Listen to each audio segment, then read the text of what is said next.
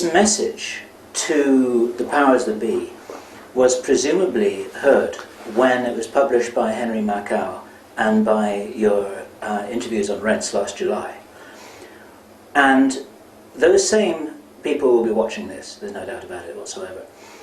And what indicators have you had that that message has been heard, action is being taken, changes are being made? Well, what are the pros and cons of this in terms of measuring progress? Because a lot of people want to know the answer to that. Well, look in the papers. You see, for example, the reports in the New York Times from Davos. You see George Soros saying that the dollar will cease to be the key currency.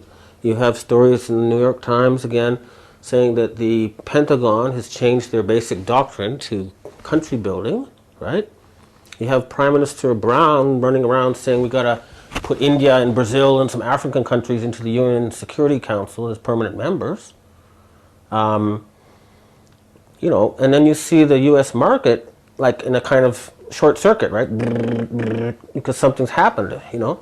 Right, but you also see Japan, I mean, watching the news daily here, and basically Japan is sort of on shaky ground as a result of the U.S. dollar getting on shaky ground. How does that link up? Okay, now, this is a false story that's been around, that without the American market, everybody's in trouble. But, you know, it's like a customer who comes to your bar and eats and drinks and never pays.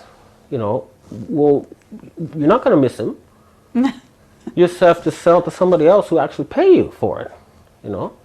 So you're saying Japan is not really going on shaky ground, that somehow they're, well, what is the purpose of, this is disinformation, okay, basically. here's the tricky part. The Japanese want to maintain their alliance with the United States, okay? So the idea is to remove these gangsters from the top of the American political structure who control everybody with money, save the Americans, maintain the alliance, and then reorient the Pentagon to ending poverty and exploring the universe. Give them more money than before. And the American economy, you write off their debt, and you give them new financing so they go and rebuild their bridges, rebuild their infrastructure, you know, build new schools, you know, all the stuff that's been neglected because they've been spending so much money on trying to maintain the ability to physically, you know, intimidate everyone else. Now, you mentioned, I believe, on the update to Rents, that you were being offered the job of finance minister if the Democrats, I believe you said the Democrats come to power here in Japan. I did not say I've been offered the job. I was offered the job before on the condition that I participate in genocide. What's happening now is that the opinion polls show that the Democratic Party is going to win. Okay.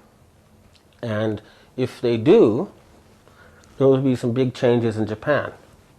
They will maintain the alliance, but not as a colonial state, but as an equal partner.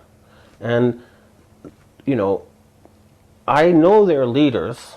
I've met them. I've been working with them for a long time. And if they give me the job, I mean, then, and only then, would I be able to do this, okay? So it's up to them. But you know, they know my plan, which is to use the Pentagon to end poverty, and it's a good plan. And it would strengthen the U.S. alliance, and it'd be the only way to counterbalance the Chinese, is by, I mean, what are the Chinese doing with their money? They're going to Africa, and they're building roads and hospitals and schools. They're doing it in South America, they're doing it in Bangladesh, they're doing it all over the world. And they're creating markets for themselves. They're creating markets, they're making people rich, and they're making friends. And they're not trying to say, you must be like us. You know, there are many different ways to run an economy. You cannot just force everybody to follow your rules. For example, if you have a big man in Africa and all the money goes through him and he decides how it's distributed, well, that's their system. You give it to the big man, but you just make sure that he doesn't send it all to Switzerland, that it actually goes to his people. You know, the same way with the, for example, the Japanese have this system called dango, which they, you know, some people call it bid rigging, right? But it works both ways. It's a system where the construction companies get together and decide who's going to get the job. And the bureaucrats set the price. Now, if it's abused, right, it can be force the price up too much. But when things go down, it means they can share the pain too. So it's not necessarily an evil system. It's how it's managed. The point is that there are many ways to run finance. It's a question of obligations. I mean, potlatch was a system of finance. You know about potlatch? No. The Indians on the west coast of Canada they'd have a party, and at the party the guy would give away everything he owned during the party.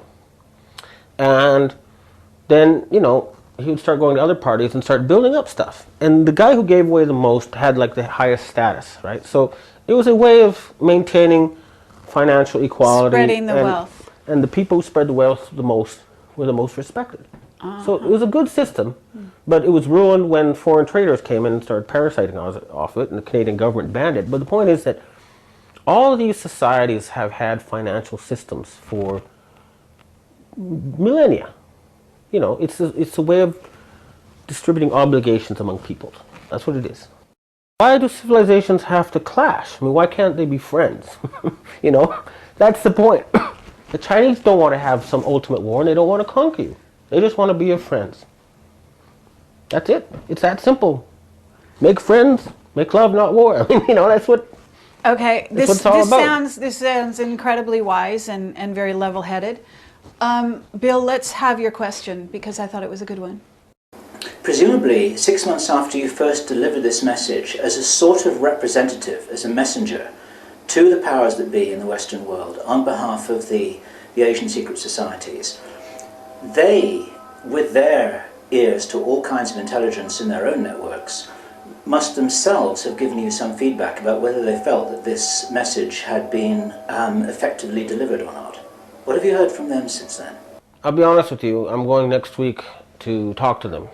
And so it would be better to ask me later. But the only thing that they disapproved of is when I made those threats to kill people. They say, that's very rude and such things are best left unsaid. But what they've told me is that, they'll do what I say as long as I, stick within the original promise, which is a war against poverty and to save the environmental destruction and to put an end to war. Those are the goals. Permanent global peace, no more poverty, no more environmental destruction. That's the bottom line, and if I stick to that, they'll support me. When you met with Rockefeller, yeah, and you interviewed him, and we watched the interview, I mean, it felt to me as though he basically sort of danced and sidestepped and never really directly dealt with anything that you asked him. Now, I don't know what your take was on that interview. Well, look, I mean, I knew, you see, first of all, that if I had done a hostile interview, I would have got nowhere. Mm-hmm. And so I stuck to the way corporate journalists are trained to talk to people like this, within his parameters. Right. But the point there was just to show people that I could have had him killed if I wanted to. Mm-hmm. That, I knew where he was. I could have just called up the guys and say, bring him to a warehouse somewhere. The point is that all those people in the Western elite now know that if they travel anywhere in Asia, or in fact anywhere in the world, if I want to, I can get to them. But that's not what I'm about. I'm not a gangster. I'm not a murderer. I'm not a criminal. So I don't want to have to do that. I really don't. But do you think that Rockefeller, did he give you any indication, even after the interview when the cameras were off, that things were changing or things were going to change? Well, it's really not in his hands anymore. Okay. Because, like I say, the dollar can be destroyed. Right. And oil is an obsolete energy technology. You can burn water. You separate out the hydrogen and burn it, and this whole nonsense about how you have to put in more energy than you get out, it's just not true. Mm-hmm. There are many ways to get at least 4 or 5 times more energy out of it than you put in. Mm-hmm. A senior Japanese politician told me they had this technology for more than 30 years. There's a Nikola Tesla technology that's 100 years old. In other words, they've been holding back human technological progress in order to maintain control over their oil monopoly and, take the people's money.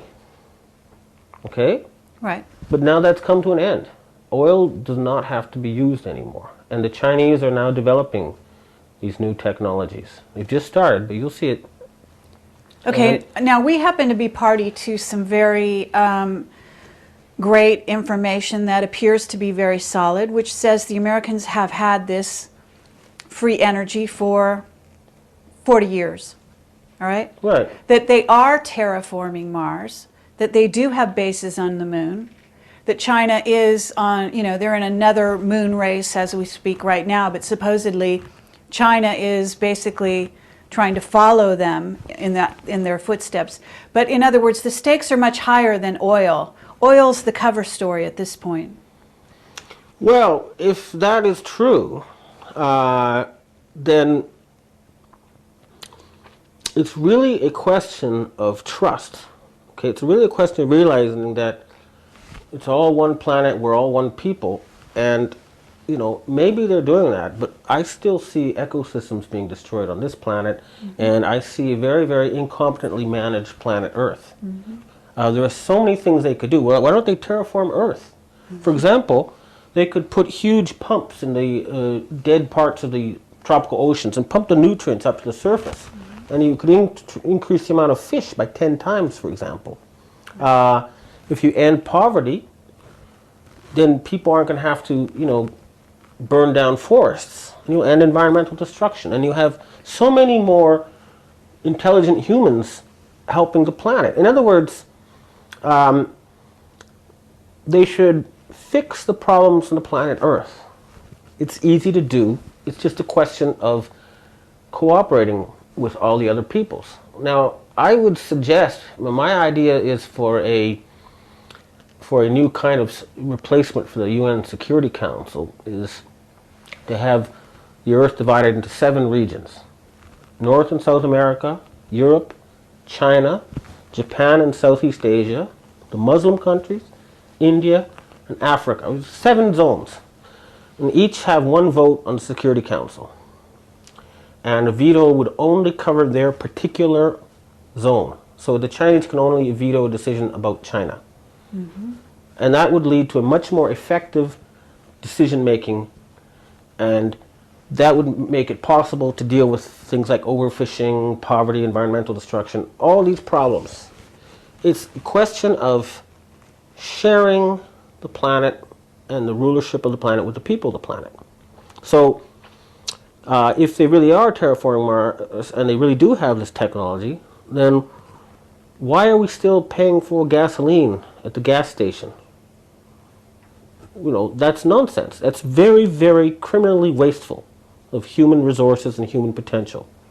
So, I mean, just, with all due respect, I would suggest that what you need to also do is approach this whole band of secrecy that has covered the globe at the Americans, majorly at the Americans' request or demand, that covers things like free energy, like a secret space program, like, the fact that there may be other races from other planets visiting our globe. And this is something that you don't deal with. I don't deal with it on purpose because if there are other races, then they're not appearing on our TV sets and they're not getting involved in our politics in a way we can see. So it's a sort of, they're leaving us on our own. So therefore, I think we have to come up with a human solution to the planet's problems. And if then we get contact with other beings, then great. I think they're waiting for us to come up with a coherent and peaceful way of running the planet before they're willing to welcome us into, galactic society, because they don't want to have a warlike, society controlled by a criminal clan heading out into the universe with huge weapons and stuff, right? So if I were them, I'd quarantine us until we came up with a peaceful model for running our own planet. Okay, so you're talking. I mean, I'd hire you in a second. I'd let you run, be finance minister, because you have such a great in-depth sort of grasp of what is going on economically on the planet, and you also have a great vision for the future. And both those things are really politically amazing, something you never come across even in, especially in U.S. politics, not to mention most politics in other countries. So do you really think that you're going to be successful? I mean, do you have a group that's supporting you? I understand that you have the secret societies, but beyond that, have you set up, a network prior to this? Yes, I mean, there's a lot of Japanese politicians who support me. A lot of intellectuals support me. The books I write are read by the most intelligent people in Japan. They're not, reading for entertainment. So it's amazing, given the subject matter, how many people do read them. But, they say the pen is mightier than the sword. And I think I've convinced a critical mass. And the last obstacle was this fear.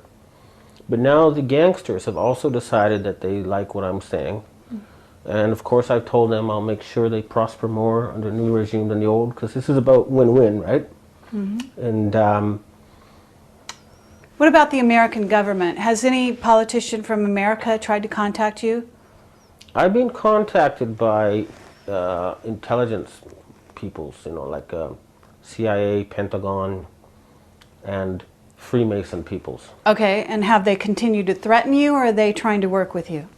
They're trying to work with me. I don't think they see me as a threat anymore. I think they understand that's not what I'm about. I'm here for a win-win solution, And are you at liberty to tell us anybody in particular that you've dealt with? Not at this point. Okay. But it's clear that the problem has been the oil monopoly and the military people, not the Pentagon, but the military billionaires, the contractors and stuff. In other words,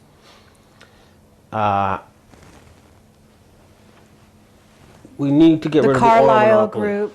Yeah, it's really boils down to that. Just get us, quit keeping us addicted to oil. I understand what you were saying about the ethics of the secret societies. In other words, that they may well intend to take someone out if they misbehave, but it's very impolite to be so brazen about voicing it publicly. These things are presumably meant to be implied and understood without having to be so brazen and uncouth as to actually threaten somebody. This is my take on what you're saying there. But just to fast forward to a worst case scenario, let's say that there are some factions in the Pentagon or behind the scenes that have an interest, for whatever reason, sane or insane, in starting some kind of an attack on Iran that could lead to a nuclear escalation. Would you believe that in that situation, then these societies would actually start to take people out, because this would be unacceptable? Yeah, no, I mean, that would be certainly a line to be crossed, that shouldn't be crossed. I mean,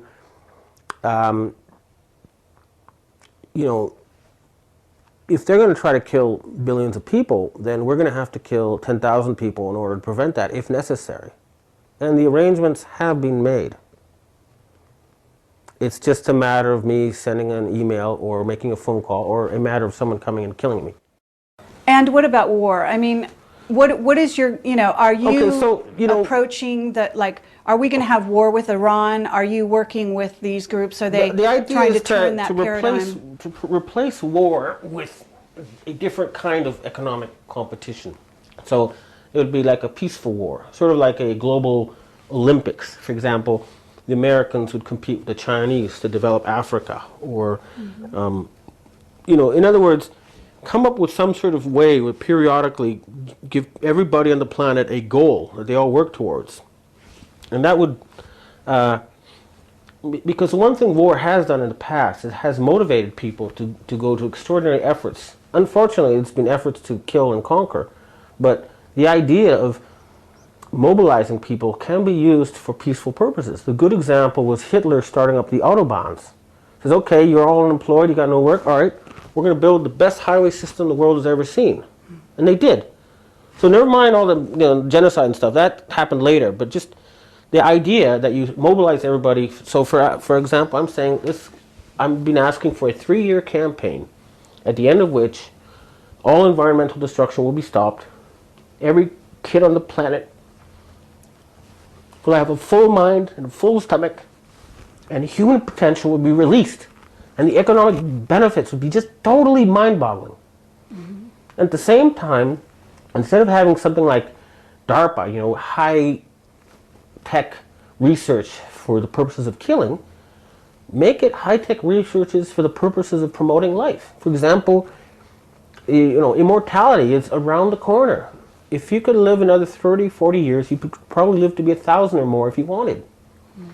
So they should put as much resources as possible into that.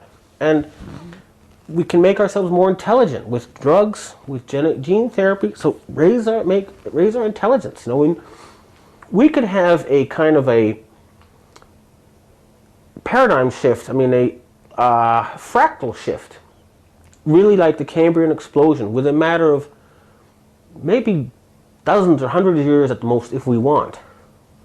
What if everybody raises their IQ to 200, 300, and they got infinite free power and immortality?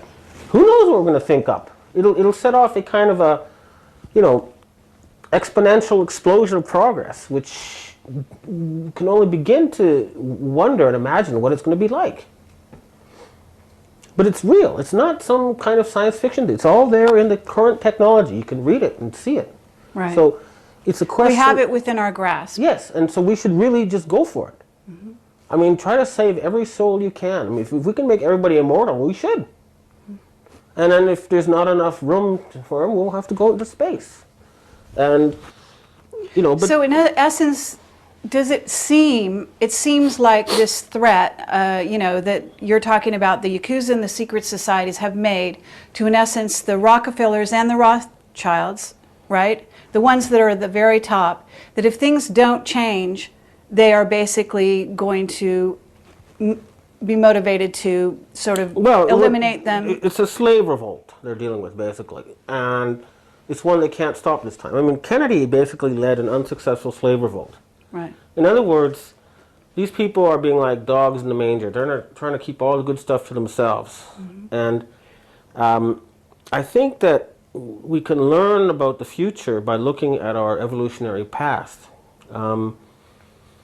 So when the billions and trillions of cells that make up our bodies agreed to become part of one body, there was some serious bargaining. So some cells got to be brain cells, and some cells had to be asshole cells, right? But to compensate, if, for example, the asshole gets lots of pleasure and they don't have to work very hard, and it's treated with respect, people even lick them, So the point is that the same way, if somebody's got to collect garbage and clean toilets, then you got to give them shorter working hours, better pay, and compensation for that work. In other words, by creating a really good balance for all people, you will maximize human progress. That's the bottom line. It's common sense. You don't suppress people, you lift them up and release their potential. Have you been contacted by MJ12 or what we know, the Committee of the Majority that you know of? The contacts I get are like phone calls from different people. Do you know who Dan Burish is? No. Okay. Well, he is part of that group. Or has been in the past, and he actually sends his regards. Okay. They're quite aware of you. What I was just wondering is if you have been consciously, dealing with them on any level. Well, in other words, I know you're getting emails from members of Intel, but this is a group that is basically comprises what we know of as the secret government of the United States and possibly the world. Okay. Well,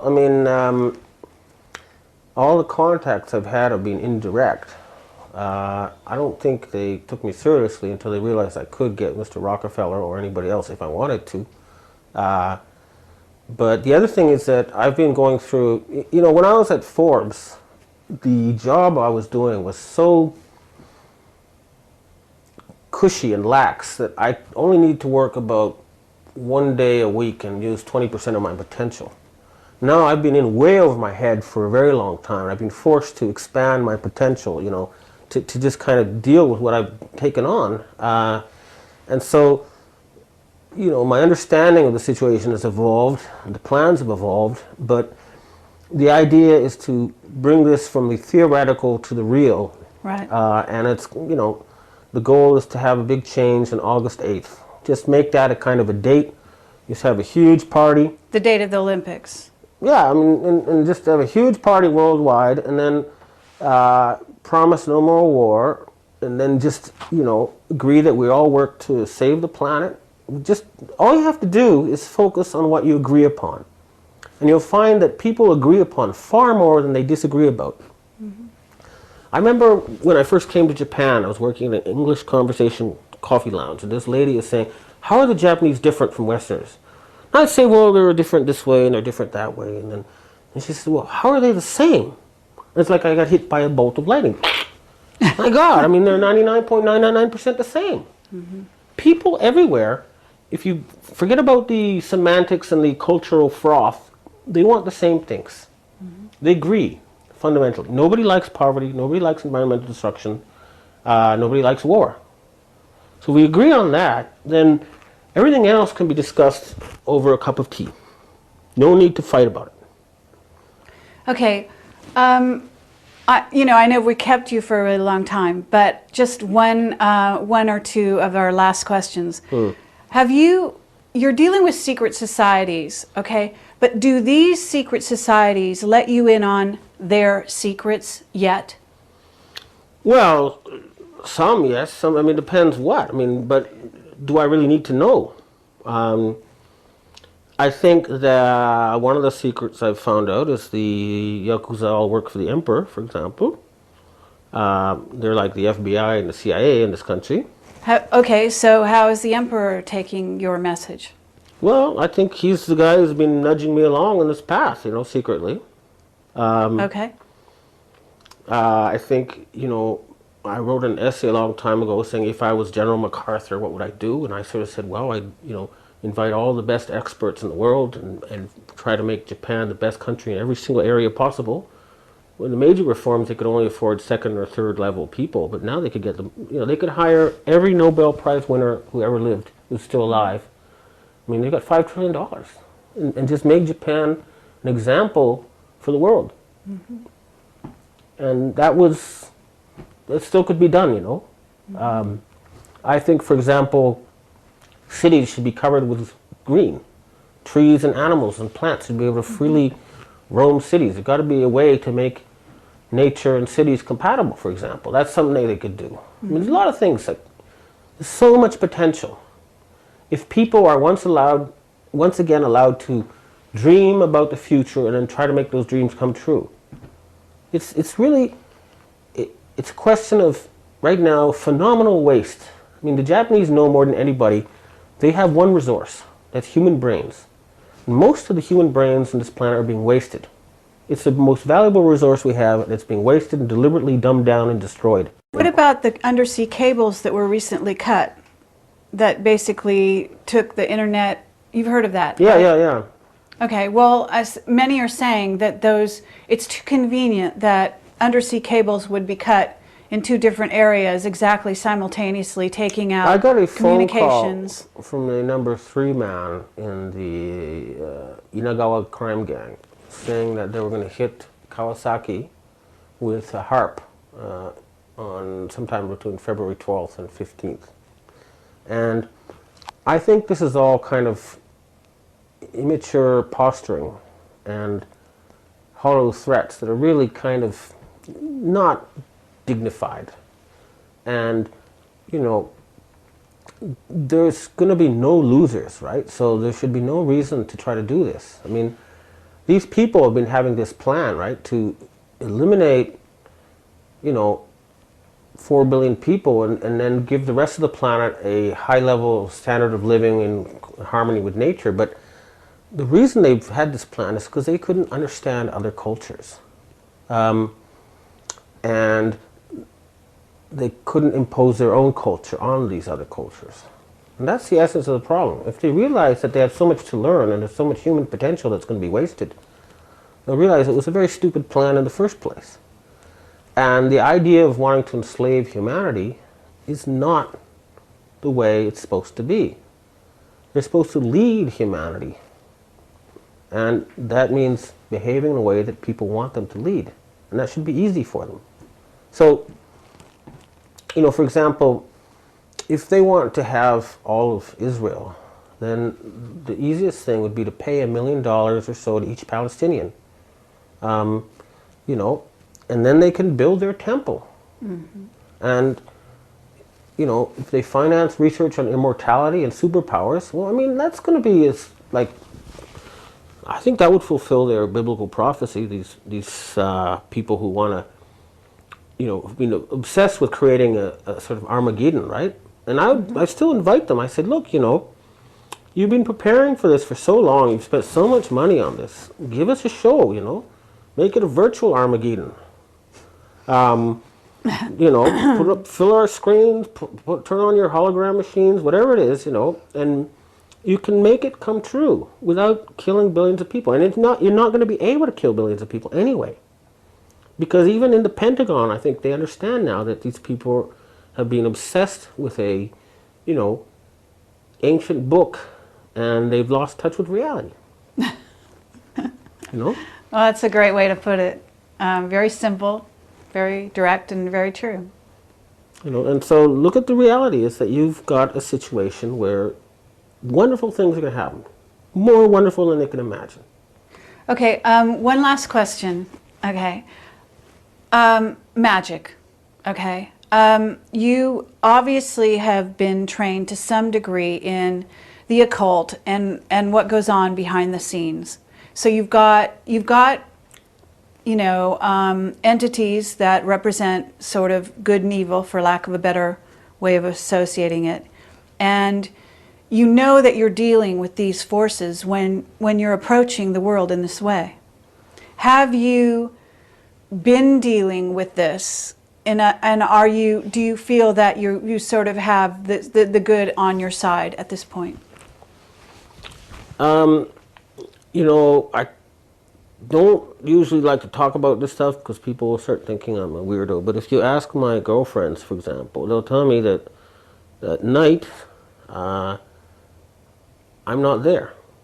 The only thing that's left is my body. Animal functions. There's no... I leave my body every night. Mm-hmm. We all do, yeah. In my opinion.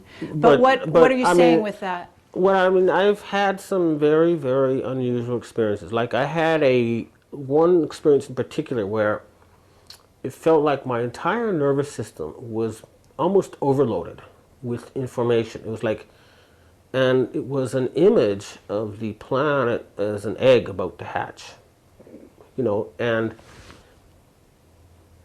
really burst out into billions and trillions of species, and it's like the Cambrian explosion. But it was so intense. There's no really good way of describing it, but it's not something that you could have through a vivid dream or a hallucination, because it was like almost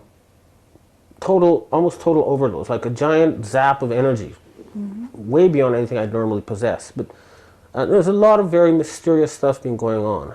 But I try not to mix that in because I'm trying to stay at the lowest common denominator of everybody's understanding. Because if you start talking about stuff like this, all sorts of people are going to get turned off and say, oh, he's a weirdo, he's a flake. Right. So I try to stick within the matrix, within everybody's paradigms and frameworks in order mm-hmm. to make sure they understand the information. Mm-hmm. But you're working outside the matrix at this point, or you have the potential to. Oh yeah, no, I definitely, actually I have a problem. I spend so much time outside of the matrix, I have trouble earning a living these days, so I have to get back in and do stuff to pay my bills, Uh-huh. Right, so the bottom line is that you don't have a job actually yet as finance minister, should that come about. So in essence, here you are in this incredibly interesting position. But But it doesn't pay the bills. Well, yeah, I mean, I have jobs, I do pay my bills, you know, but I'm now working towards this. We're close. I mean, I say the target date is August 8th. I'll go to Taiwan, I'll talk to the society. There's, lots of big things are going to be happening, but, I'm just hoping that the best thing is that everybody would agree that we need a fresh start, just a clean slate, have a big party, and then just change the way we run the planet. I mean, the post-war system has become dysfunctional. Mm-hmm. And the idea that a tiny Western minority can rule the planet is obsolete. It's not working. And that's what we have to get these people to understand. And it's not going to be a threat to them. It's going to be a huge benefit to them. Mm-hmm. It's going to be something they were wishing they had done years ago. Okay. It's like, why didn't we think of that? Why didn't we do this sooner? Do you have family members behind you? Yeah, I know. I have a lot of people behind me. I mean, my family in Canada, I don't have much contact with them, so they don't really, they think probably I've gone off the deep end, But senior politicians in Japan and heads of the Yakuzas and stuff, they know where I'm coming from. Okay, thank you. Is there any final message that you'd like to give anyone who happens to be watching this video to see what you're going to say next? It's just going to be wonderful, wonderful things are going to happen. That's the idea. Just absolute magic. I mean, everybody's dreams will come true. That's the goal.